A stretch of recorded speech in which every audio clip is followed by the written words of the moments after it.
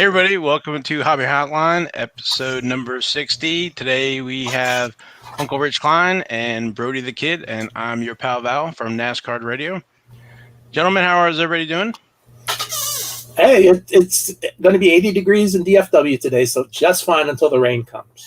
Nice. I think it's going to be about 60 today, but yeah, it's supposed to rain all day today. We finally get a warm, nice day here, and it's going to rain the whole day. So, yeah, I think we're supposed to get some rain later today. Now, I'm really interested about the rain, what it's going to do for Bristol, where they brought in massive amounts of clay and overlaid it over the asphalt. So, I think the race is not till about 8:30 tonight. So we'll see.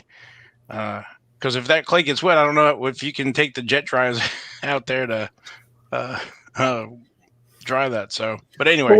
But what's interesting in tennis, you can play in the rain unless it's like thunder and lightning on a clay court.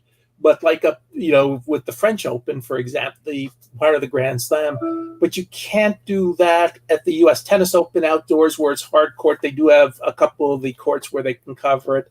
And Wimbledon's the same way. The grass gets really slippery. So it's interesting how some of these sports are so rain dependent than others, such as football. Not an issue. Yeah, definitely not. I'm putting the link to the show in the comments. Let's see. All right, so we got the link up there.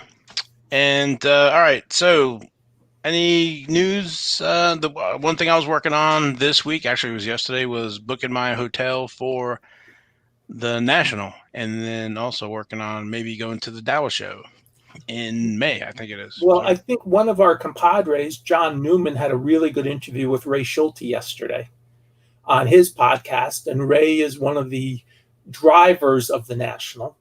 He does a lot of the PR for the National. He's really good. And so they are going with the assumption that it's full speed ahead, but I think they understand there may be twists and turns along the way. Mm-hmm. Plus, there's a show, and Brody's in the area, and he can probably tell us even more about it the first weekend in June. Yeah, it's the Chicago Sports Spectacular. They usually do it twice a year, and I think it's usually in like March and November. Correct. I think around there. I usually go. I mean, it's a smaller show, but it's fun. Some shops are there. Some autograph signings are there. Some big autograph signings. So I'll probably go there and see how it's like and see what happens because it's about 2 months from the National. Give us a good idea of what to expect for sure. There are a couple differences. One, it would have less corporate presence at that show. Yeah. But I think it'll be good to see how the dealer tables are set up because McCormick, not McCormick Place, but the George Stevens is a big place. And you can probably space out the people even, more widely for that show than you can for a National.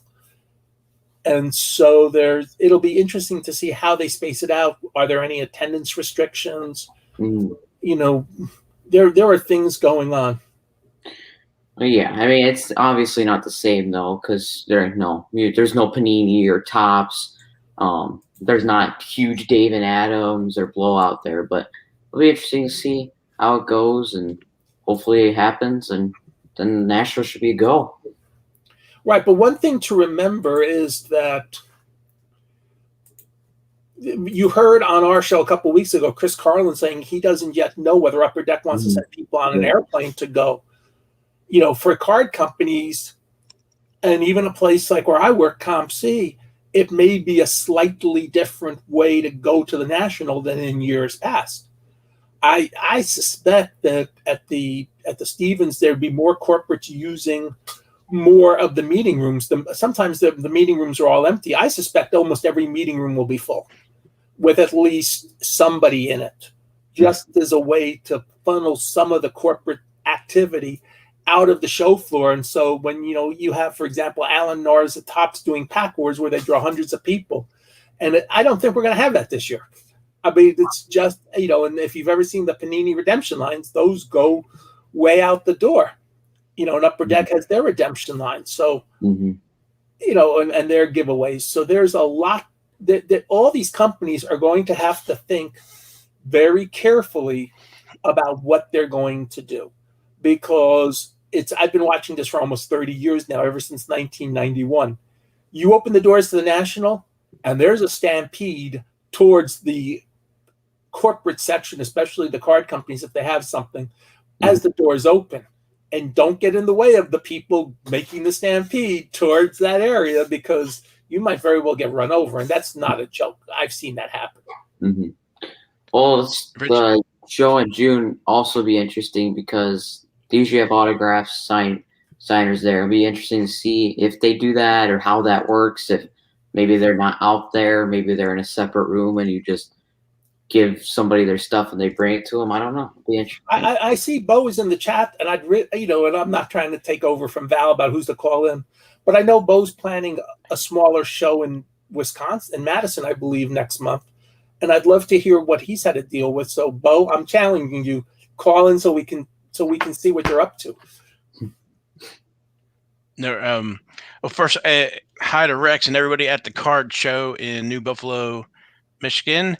And Rich, you actually bring up some great points, stuff that I didn't even think about. Yeah, it's gonna look, if that stuff even happens, like the redemptions and everything, it's gonna be totally different. I was thinking of the Topps Q&A that they have, one of my favorite events to go to at the National. So, that will be totally different. And then, the PSA luncheon and everything else where, I'm looking at Logan's comment. Sorry, I am getting old. It's okay. I'm proud of how you old are. I am. You move on. Like the I'll say the godfather of trading cards, whatever. But I told the lost where I was going. Oh, the PSA luncheon. Yeah. So, everything is all the corporate and the large scale selling of the wax boxes and stuff. They probably have to rethink how all that's going to look, and then also talking with the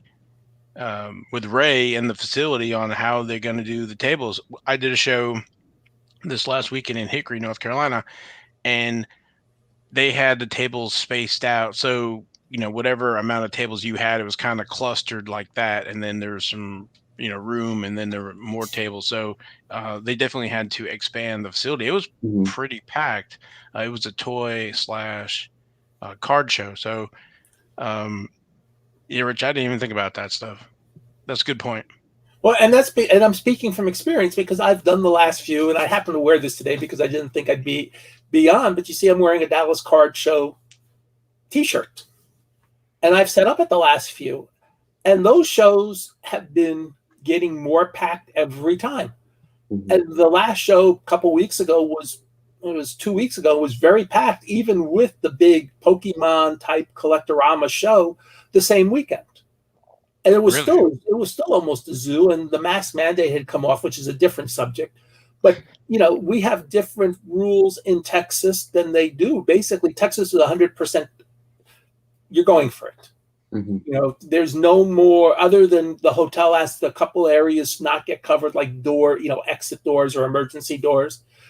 You can put tables in the room. You don't necessarily have to be as compliant as you previously had to be. As long as you follow the hotel rules where not to put a table in front of, you can be 100%. Well, I just wanted to mention a little sneak peek. I had Tracy Hackler from Panini on Hobby Life today. It'll be dropping 6 p.m. Central Time for the premiere. And I asked him about Panini for National, and he said that Panini will have a presence at the National if it happens. So, right, and I'm sure the companies will have a presence. The question is what the presence will be. Yeah. Right. I don't expect it to be any larger than it was, I guess 2 years ago. I expected it to be maybe half the size, but. Well, you can have the same size. You just might have less events and less people. It's going to be different. I mean, like you said, with the redemptions and stuff, I mean, the lines sometimes would be crazy. Like sometimes I'd buy a Topps box and I'd see the line and be like, is it worth it? I mean, the lines like circle around the booth like crazy. I mean, it'll be interesting. I mean, you might have specific times you have to go to the corporate section. You only go to Topps if you have this between 10 and 12. Panini 1 to 3, Upper Deck 4 to 6, Leaf 2 to 5, or whatever. It's like what Disney does there with the Magic Pass or whatever. Yeah, you have to come in at this time frame or whatever. So, and I don't know if folks saw, but Topps has the Heritage Blasters for sale right now on the website. So while you're watching I this, bought my Heritage boxes yesterday. I'm not a big. I know Mike I love Fleetman Heritage. usually sends me another one, so I consider myself fortunate that I got Heritage at a reasonable price. I had worked out in advance with my local card store that he was going to work with me on that because he knows that's the one that matters more to me than anything else. And we did. We came up with mutual price. It was perfectly fine. But when I went in, I looked. I didn't want to hurt him in any way, and I went and looked at David Adams, just to pick the random distributor. Speaking of David Adams, they were 150 on Heritage Wax yesterday. Wow. I didn't look today. I didn't look anywhere else. I didn't look at Blowout, but I looked at David Adams just to get an idea, and that like floored me, because that's that's 50% higher than my LCS was last year upon contact. And last year's Heritage basically stayed at 95 the whole year, which was wonderful. It was the one product that stayed. But that also brings up an interesting concept. We've talked about this, I think, a little. Heritage is 4 to 6 weeks later than usual. Is this going to be something that we're going to have to deal with all year, where products are going to be late, delayed? You can't get it out as quickly as you'd like. I mean, Heritage is usually done by the end of February. This is the end of March, and we finally got Heritage out. Well, I'm pretty sure that's usually the second product for Topps. Right. It usually comes out on opening day. Yeah, but I don't know, because usually Topps, like last year, they figured it out. 2020 products stayed within the 2020 year. No 2020 products came out in 2021, but I mean, who knows? This year they might have to, because it seems backed up. We'll see. I mean, I don't know. Did you ask Tracy about that? Did you happen to ask Tracy about how are they getting stuff out on time or anything like that? Well, I asked him about, because there's a lot of football stuff still to come out, and we talked about how it's going to be, a lot of it's going to be coming out here in April and maybe early May. So, I mean, I remember Optic Football is one of my favorite football sets, and I remember last year I got a box of it for Christmas, and this year it didn't come out till February, middle of February or something. So and the NFL draft, I believe, is the last weekend in August. I mean, in April. I think it's the last weekend in April. Yeah, it's like April 27th or last weekend in April. Yeah. So there you might still have 2020 product coming out even after the NFL draft.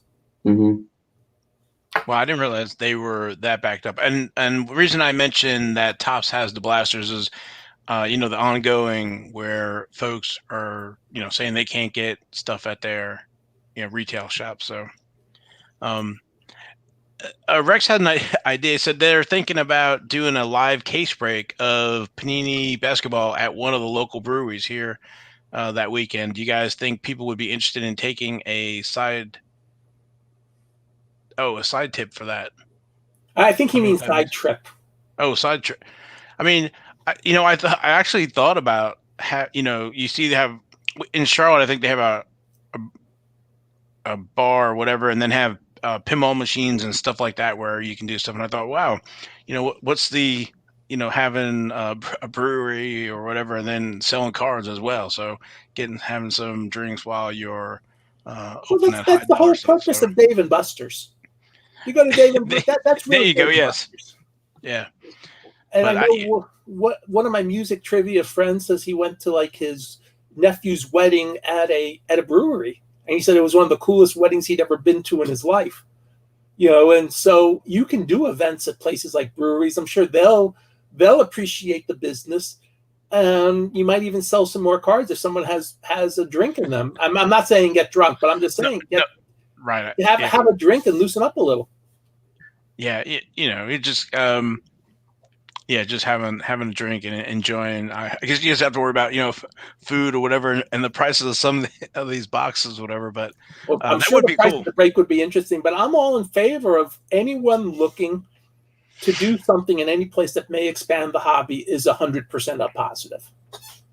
Yeah, definitely. And that's one of the things I don't understand, like with NASCAR, how come, they don't do more stuff with cards and stuff like that. The NASCAR Hall of Fame does, like, if you renew your membership with them, they give you like a die cast, whatever. But I think Panini finally got some cards in the gift shop. But um, I, Rich, to your point, I don't know why, some of that help grow the hobby, and it's just kind of a compliment to some of this stuff. I think at one of the nationals, right, Tops sold, not national, sorry, one of the All-Star games, Tops was selling like a special set or something. They do that almost every All Star Fan Fest, and the Mhm. cards have sometimes the factory sets have a special notation.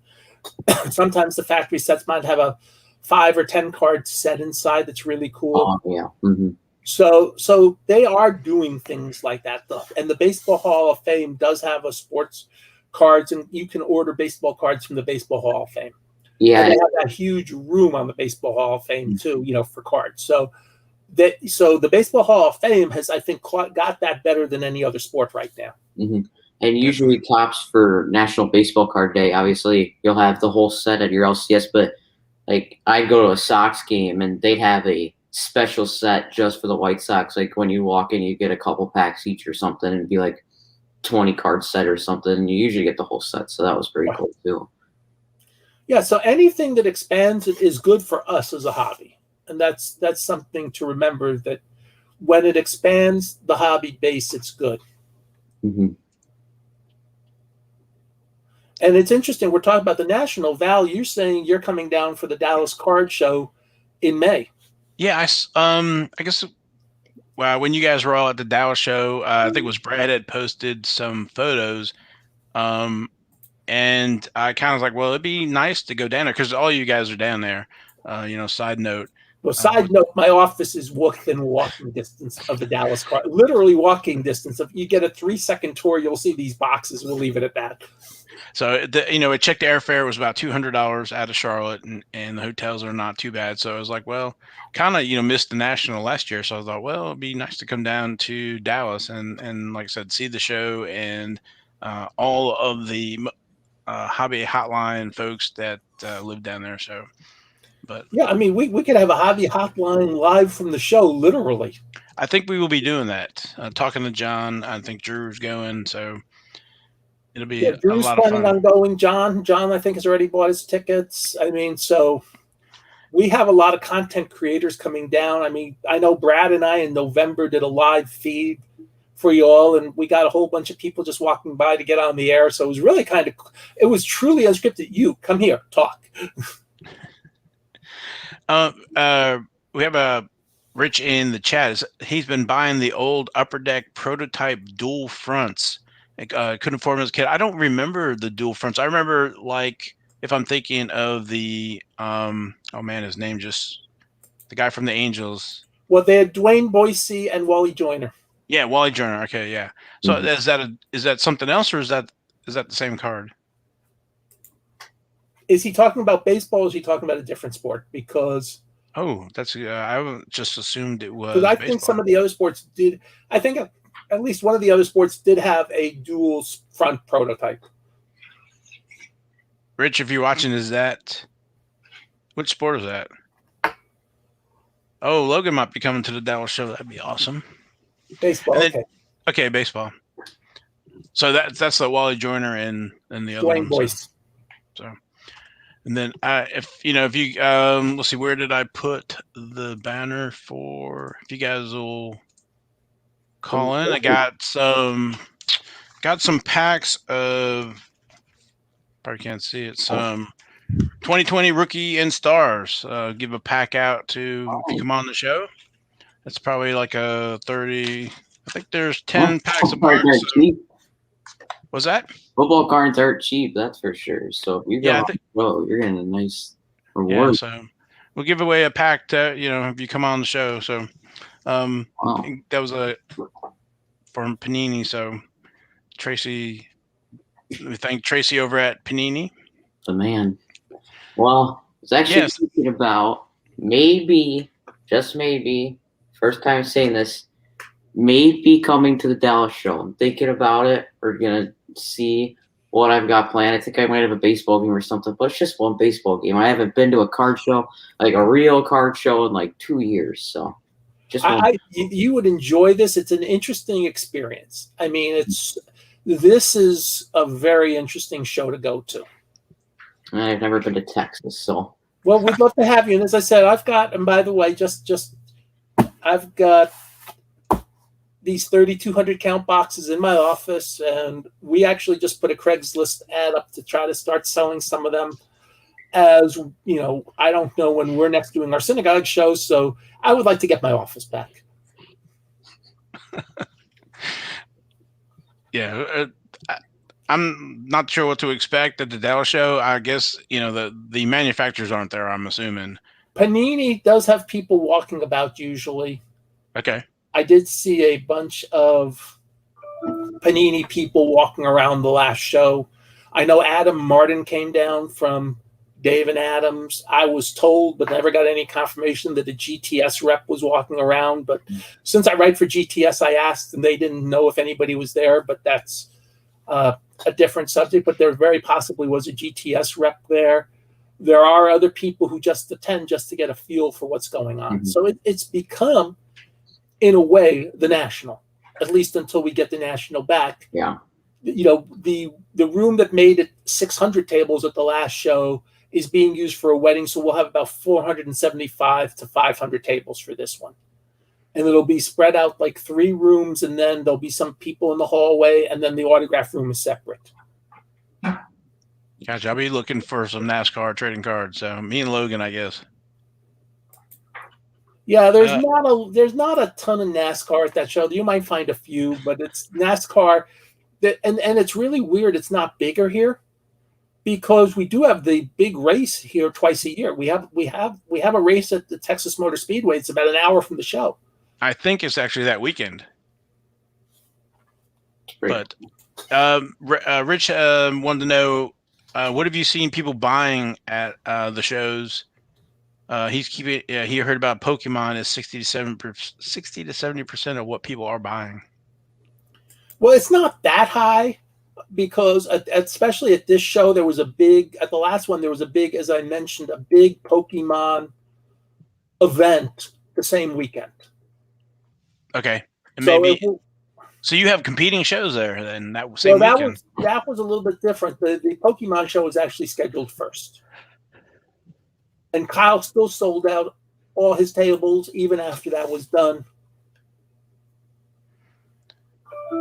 Yeah, I think it's all that pent up, Brody, to what you're saying. Haven't been to a show, and if it's not too expensive, well, if you just look at how much boxes and stuff are that you forgo one of those, and you can take a trip to Dallas. So yeah, I mean, it'd be fun. And as I said, my office is literally walking distance away. I can give you all the 3-second tour. Yeah. Well, the plane ticket price doesn't seem like much when you look at the wax prices. Oh yeah, it's amazing, isn't it? Yeah, and I was looking up the price of the Panini Rookies and Stars, the packs over here. I was looking at is a football optic over $1,000 a box. Yeah, I saw that today. I was looking at Dave and Adams. I'm like, oh my goodness, optic football went down $14.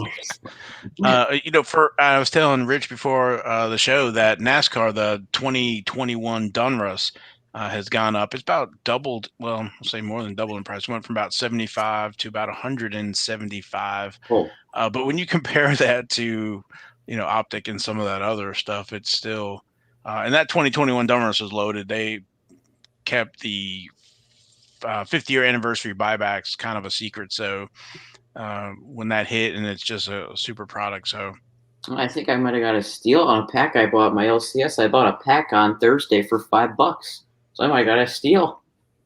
Yeah. Logan, the one thing about my office is that since I work in a Regis office and it gets cleaned up, the Chinese boxes that go in the garbage get cleaned out every day, or I can put it in a central garbage. Otherwise, I'd have the same problem you would.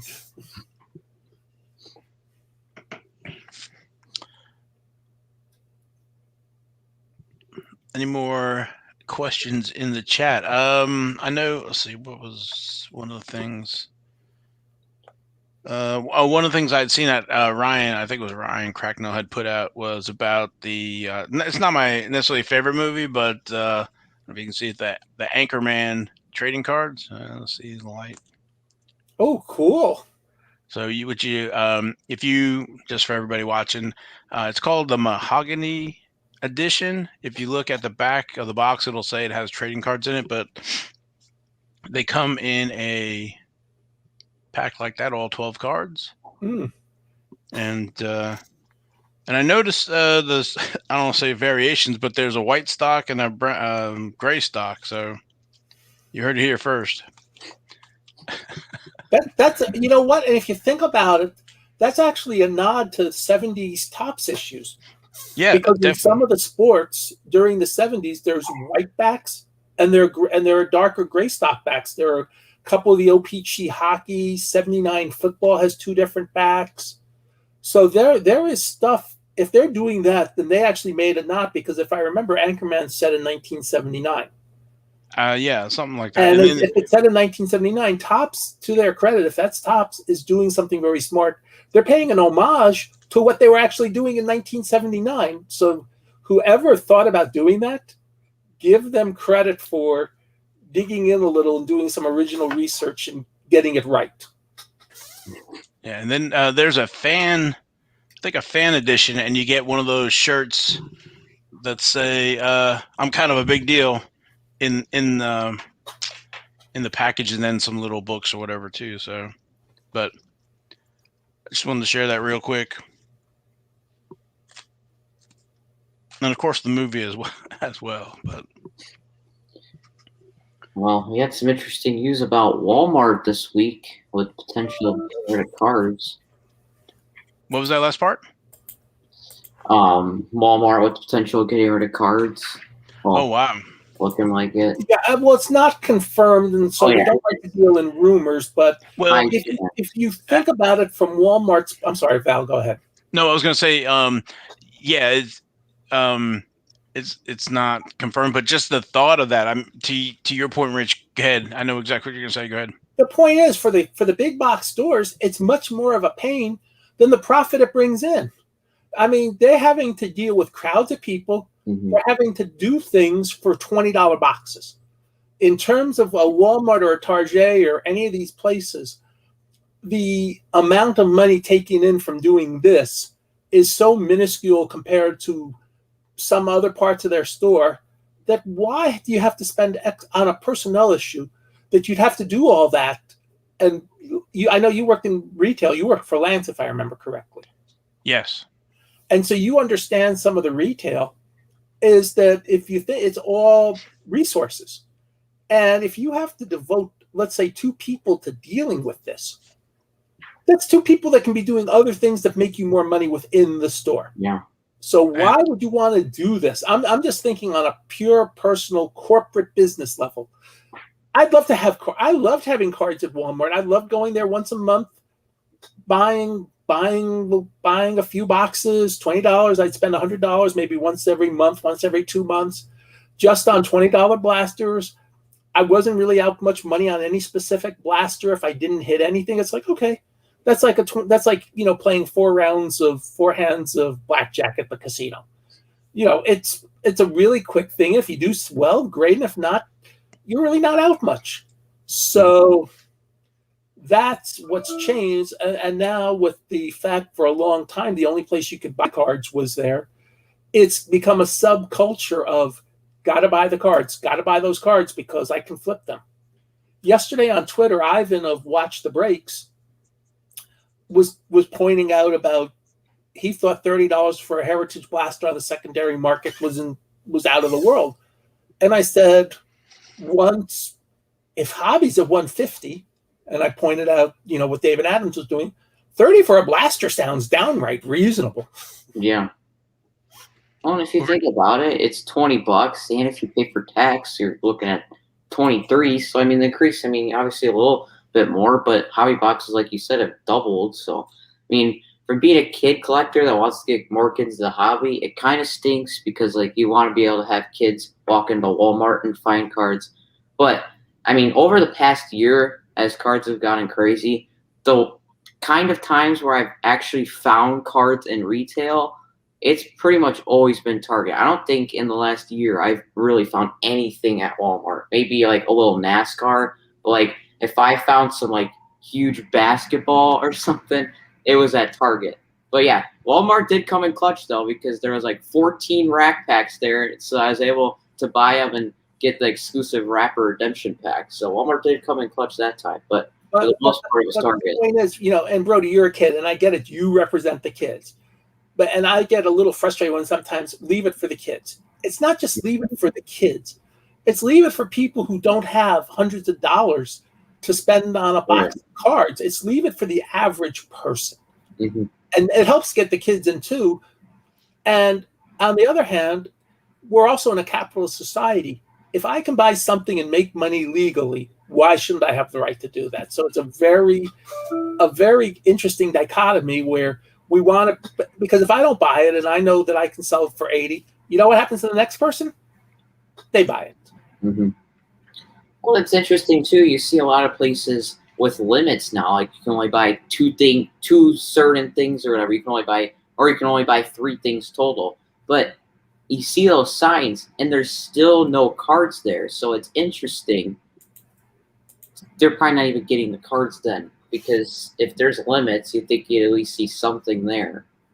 But well, it could be that they're bringing, there's 3 per person and bringing their family members with them. But, yeah.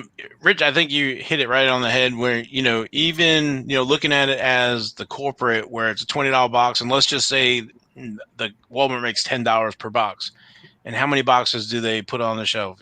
20 or whatever. Let's say 50 boxes. Let's say they make $500 a week. That's $500. And then you have the complaints and then having to deal with lines and stuff like that before it opens.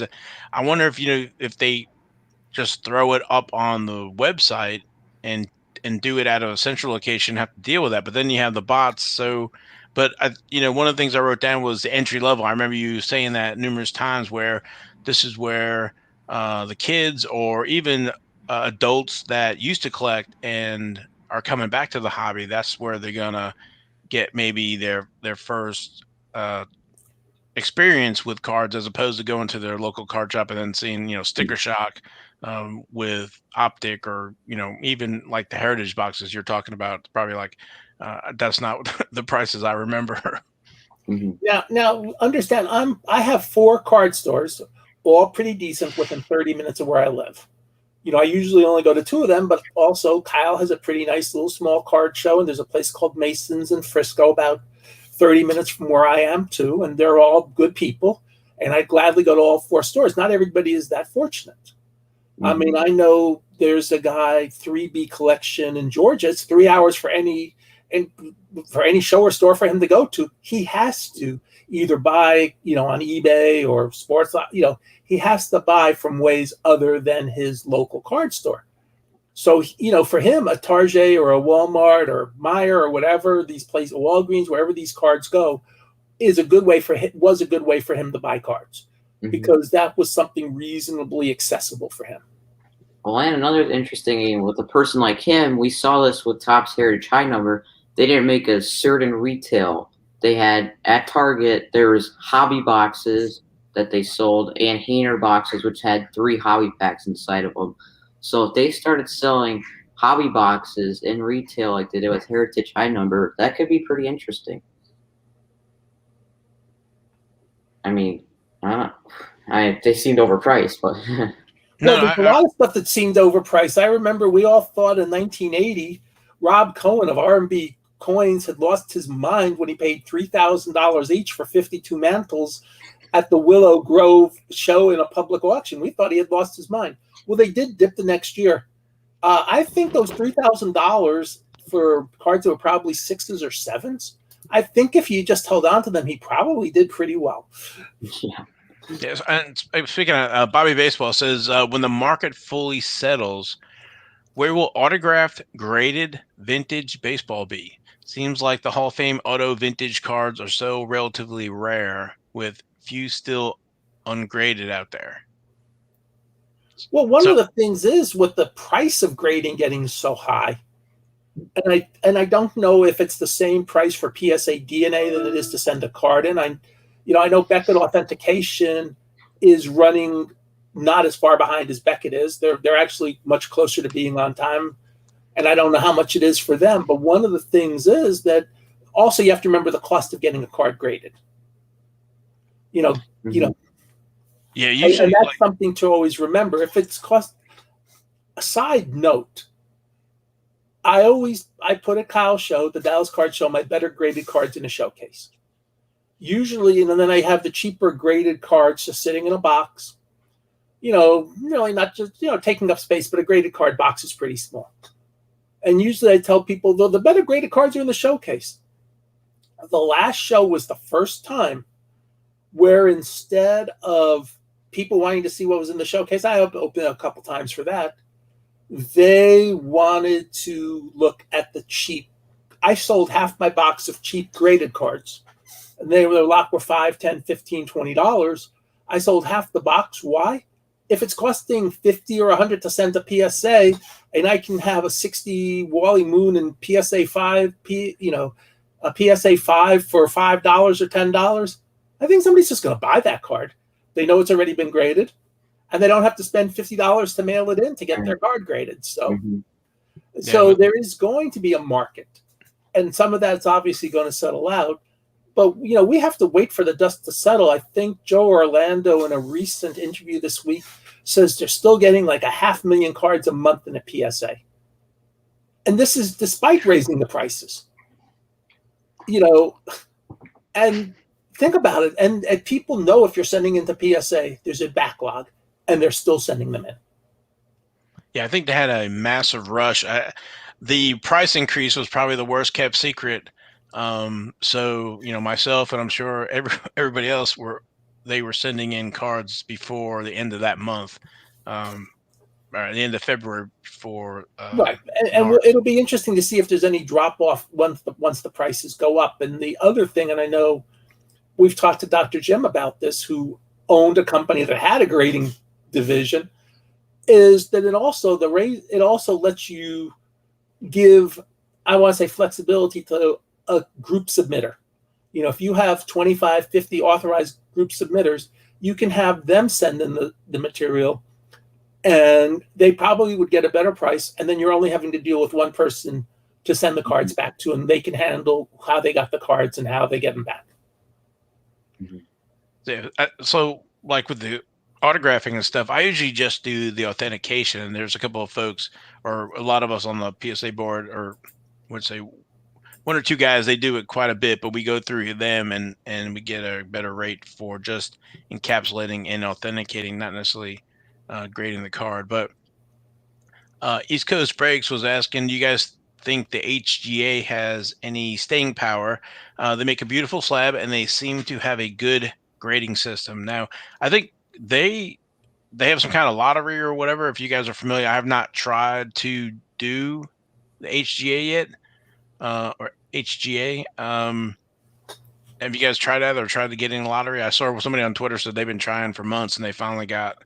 I think you're limited to I 10, don't maybe. send stuff in to be graded anymore, really. So it's not part of my world. But if they grade cards accurately and they have a good holder, then you have to spend some time getting traction in the field. So if they meet those two requirements, then there's a shot that they get going. And so those are really the two most important things: accurate grading and attractiveness.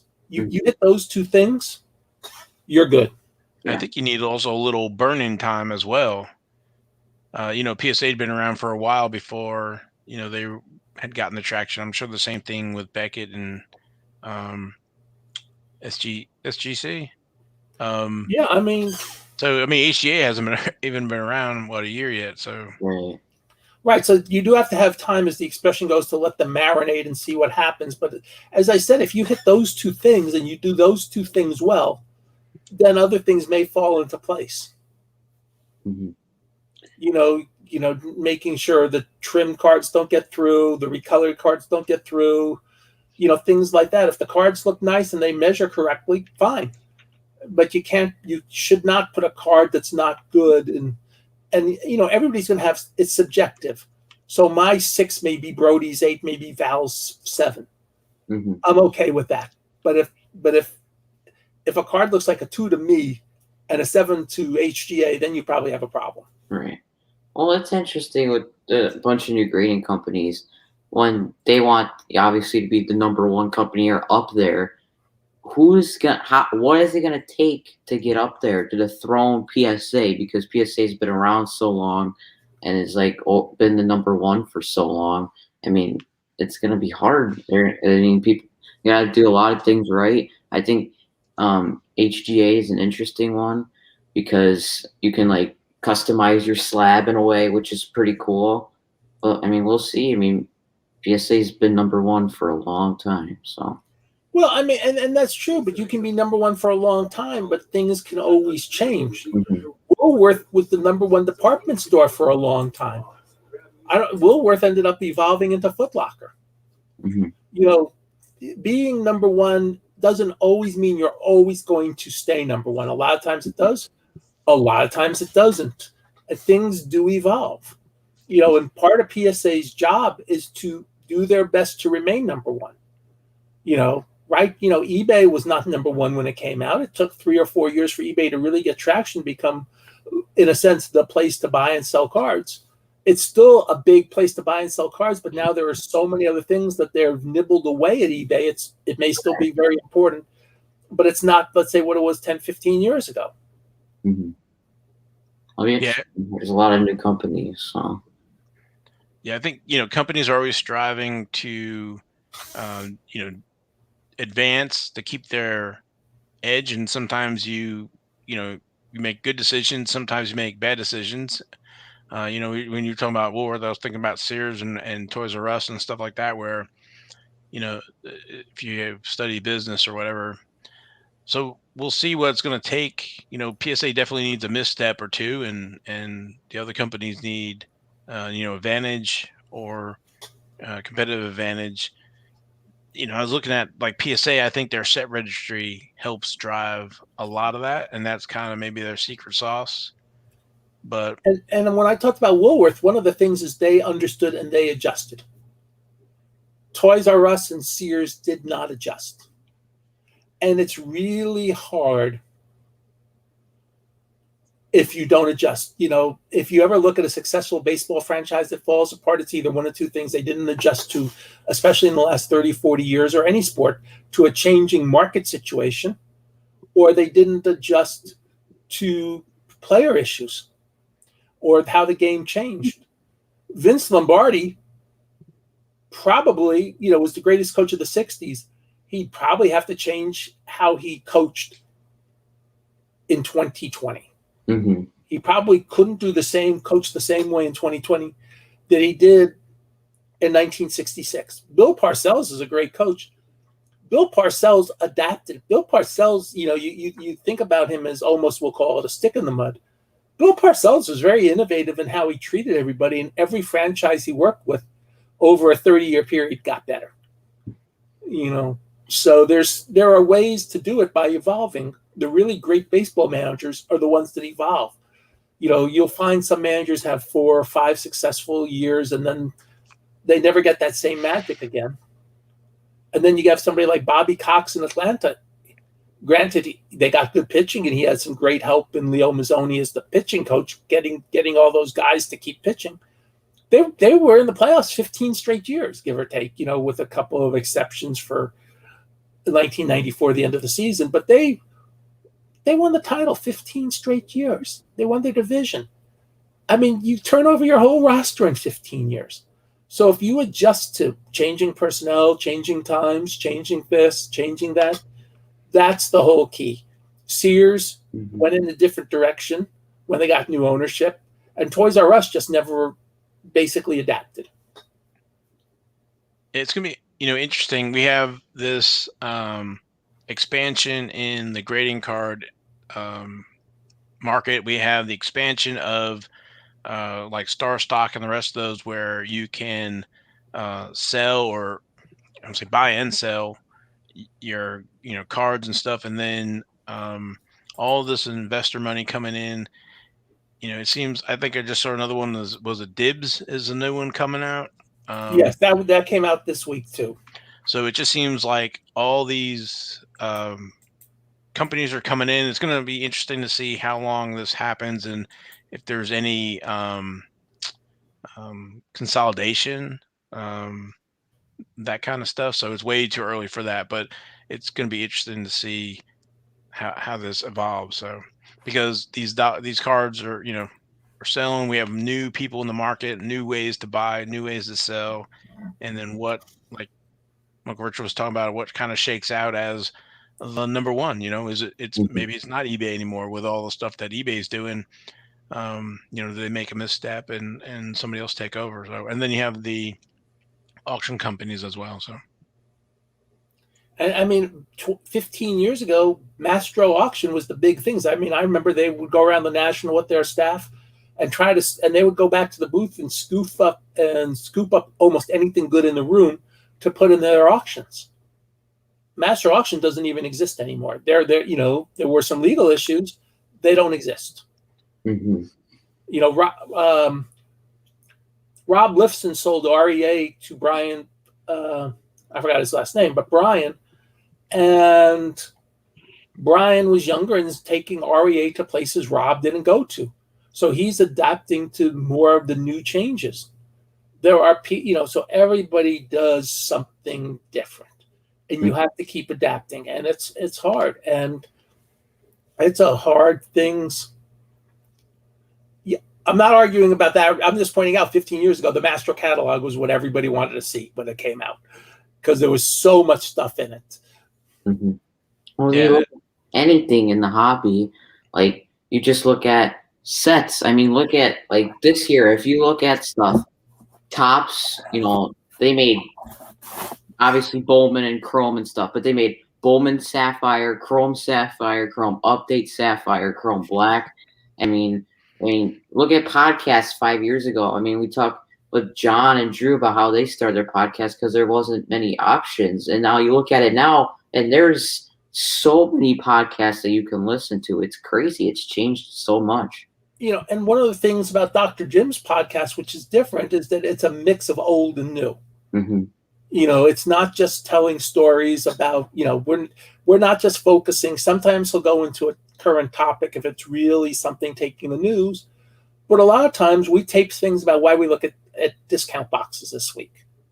We did a tribute to Mike Kramer a few months ago, and Mike Kramer was Pacific Trading Cards, and Mike is scheduled to do a different podcast today. And I'm excited because I just want to hear what Mike has to say.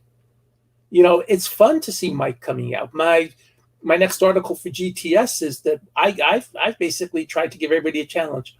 Find some person who'd been around for a long while, and get their oral history down, get their history down on paper while we still have it. So, we still are fortunate. We still have a lot of our hobby pioneers still with us. And let's get their information down before it fades away. One of the reasons Larry Ritter's The Glory of Their Times was so great is that he realized after Ty Cobb passed, there'd be a generation that nobody saved an oral history of. So he would travel the country in the summertime when he wasn't teaching at NYU. He'd go with his son, I believe, and they would tape these older baseball players. And that really brought life to turn of the century and dead ball era baseball. And I think we can do the same thing in the hobby. Yes, we talk about today, but I think if we learn about yesterday, it'll help us even more about today and tomorrow, as we see some of the problems were the same today that there were 30 years ago. Let's see. Rich is asking what's Dibs, and has anyone used it? I think Dibs is. I don't know if it's unveiled yet, but it's basically a marketplace to buy and sell Rich, if you cards.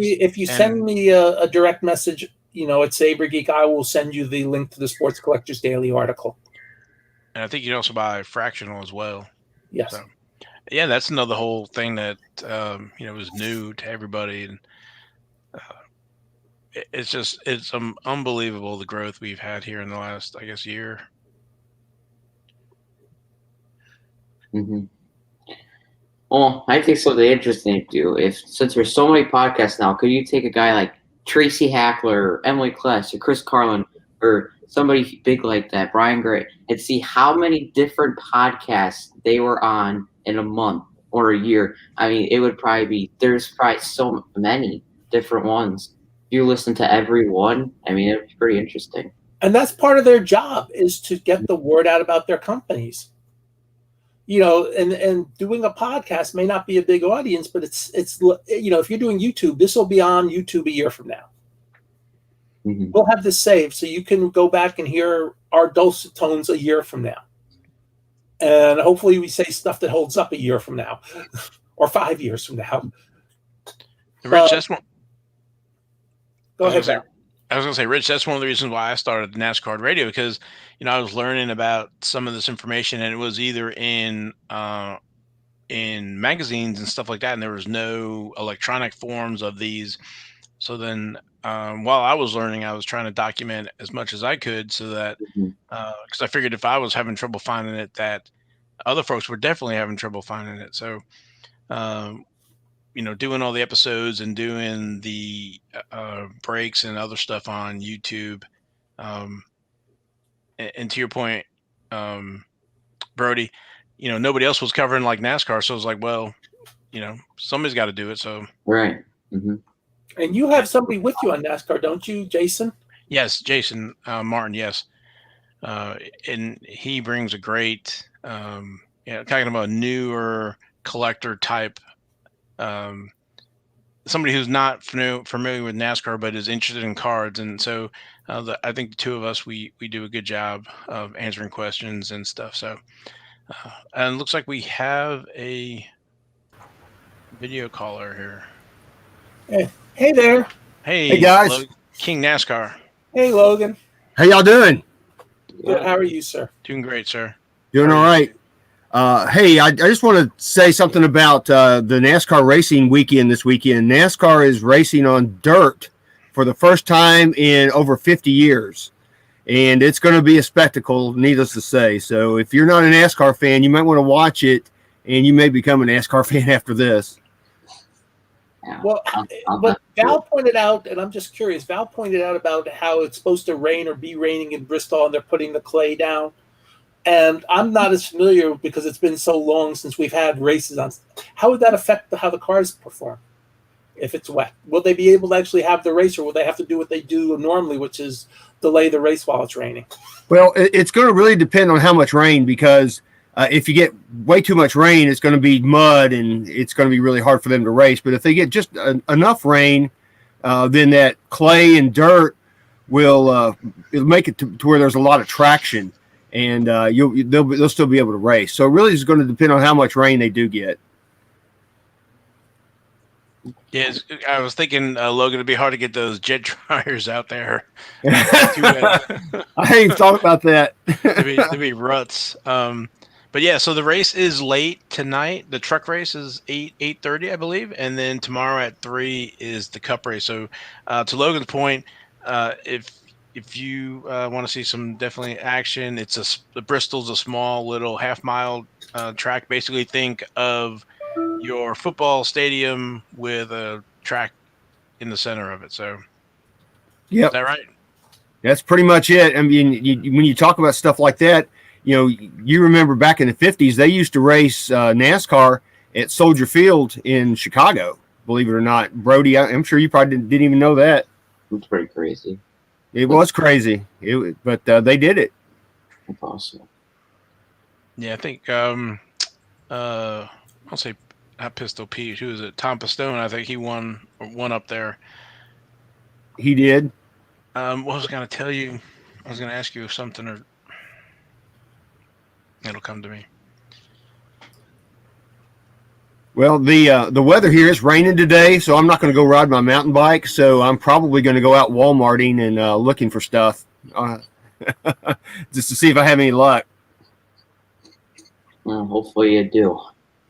Yeah, I hope so. Hope to have some luck. I'd kind of like to find. I mean, I'm not a big baseball card collector, but I do like the Heritage, and 72 Tops holds a special place in my heart. So I mean, if I can find any of those, I may buy a few blasters of those. So I know it was, Logan. It was going to be that because it's a short track and it's a half a mile, there's going to be a lot of bumping and banging, a lot of accidents. There's going to be a lot of sheet metal for sale next week. Yeah, there will be. So, and then I think you had said that maybe you're going to be going to Dallas show as well. Yeah, I'm thinking about it. I mean, you called me yesterday and we talked about it. It just depends on my schedule and what my boss will let me do, and how much money I've got.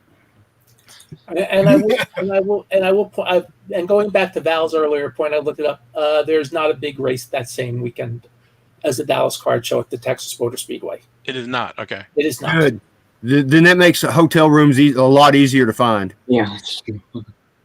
I thought I had saw an advertisement or something from Texas at the May. Maybe I have to look and see what day it is, but that's even better than, because otherwise I'd be torn between what to do.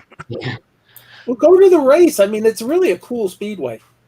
I do, but I'll have to try to get down there. So this might be a preliminary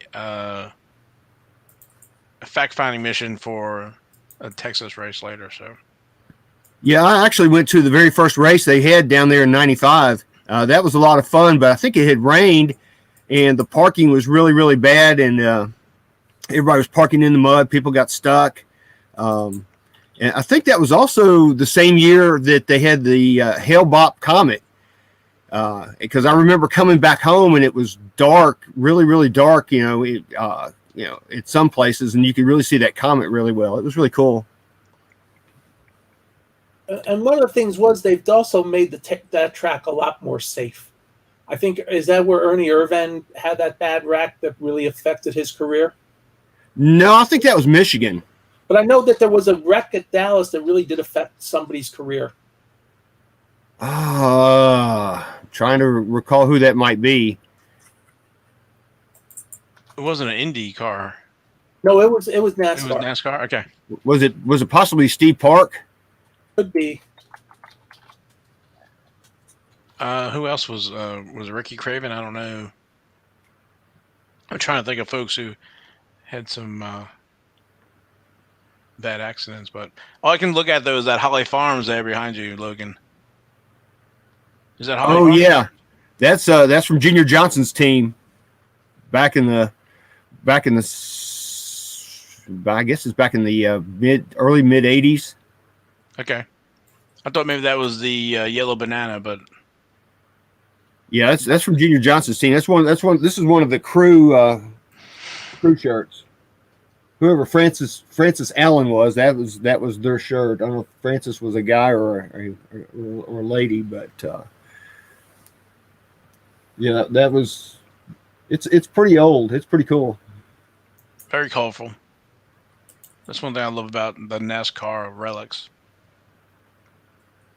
Yeah, I will have to admit that Panini does a really good job with the NASCAR relics. Mm-hmm. There's a lot of good swatches and patches and things that they can put on the cards. And the good thing about those is they're all pretty much, I think, race used. So that's a good thing.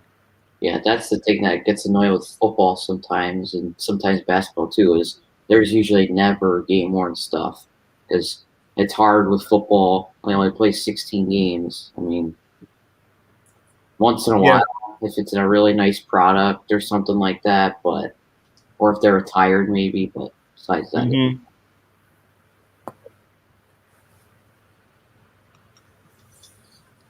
Looks like you got a question in the chat for you, Uncle Rich, from Victor, about best way to get in touch with you. I'd imagine Victor, honestly, email to sabergeek@aol.com is always fine. If you want to talk to me, Facebook Messenger is a great way to do it. That's pretty much guaranteed. If I'm at my computer, you can reach me that way. I'm not really on Instagram, so that wouldn't work. Twitter, I can talk to you on DMs. I'm pretty accessible in almost any manner. And then Logan, I was going to say this truck race, even though it's a truck race lower level, there's a lot of cup drivers in the truck race. I think trying to get some experience on this clay before everybody else. So it's interesting to see. Haley Deegan looked like I was watching a little bit of practice. She was running pretty good. Yeah, I saw that yesterday. I think at one point she was like third fastest, and then I think she spun out. But I mean, that's the thing about this dirt is that the majority of the drivers do not have any experience, or very, very little experience on dirt. I mean, there's some that have a dirt background, but the majority by far have little to no experience on dirt, and that's what's really going to make it exciting. Because, like what Val said, there's going to be a lot of bumping and a lot of crashing, a lot of sheet metal available to get. It's going to be something. I'm really looking forward to it.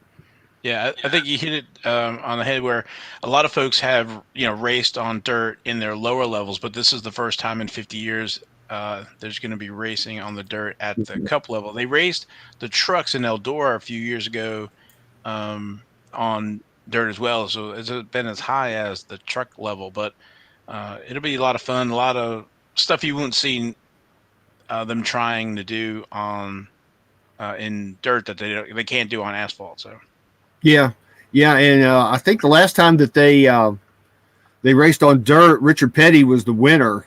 He won the very last race that was on dirt before they went to what was called the modern era in 1971.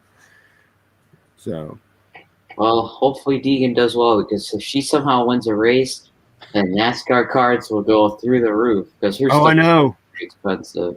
But if she wins a race, whew, man. yeah, she would get a large following. I think there was a large vacuum when Danica retired, so they have a female racer, and she's very good too.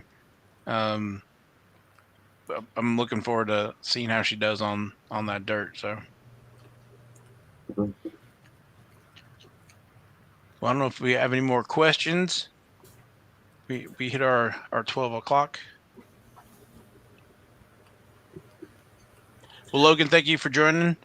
Yep, it's good to see you guys. I'm looking forward to hopefully seeing everybody soon. If not, in Dallas, definitely the National, I'll be there. Well, as I said, if y'all come down to Dallas, y'all can visit my office. It's literally walking distance from the show. I mean, it's 500 feet, 1,000 feet. It's really not that far. Cool. And then Logan, hit me up on Twitter. I'll get your pack of rookies and stars to you. Oh, okay, yeah. Thanks. That's cool. Maybe I'll have a nice hit. Who knows? Yep.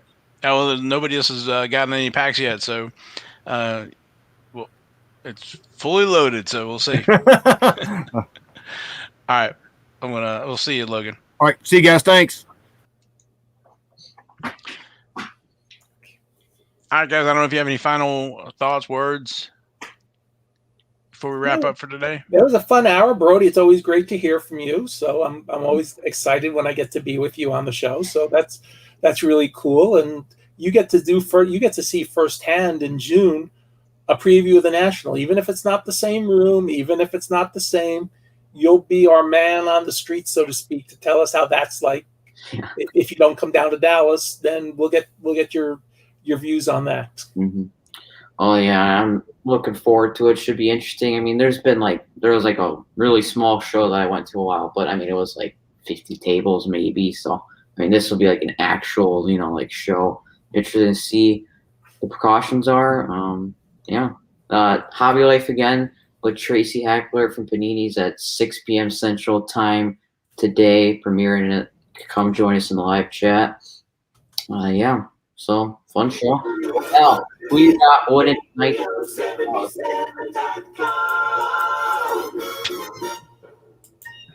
There you go. Anything, Uncle Rich? No, it's been a blast. Good hearing from everybody. I still want Bo to tell us how his show's doing. I didn't hear from him after I challenged him to give us some more information, but I'm excited. I'm always excited. There's always things to learn. I love the challenge of getting more people to talk about the hobby history, because I think we need to remember the past, before all of us go our ways. Mm-hmm. And those of us that have been around since the 80s, 90s, 70s, and paved the way for people like Brody to be around today, I think we need to remember that history, and we need to remember that. And what's the saying? Be good to each other and leave a box or two at whatever retail store you're in for the next person. Awesome.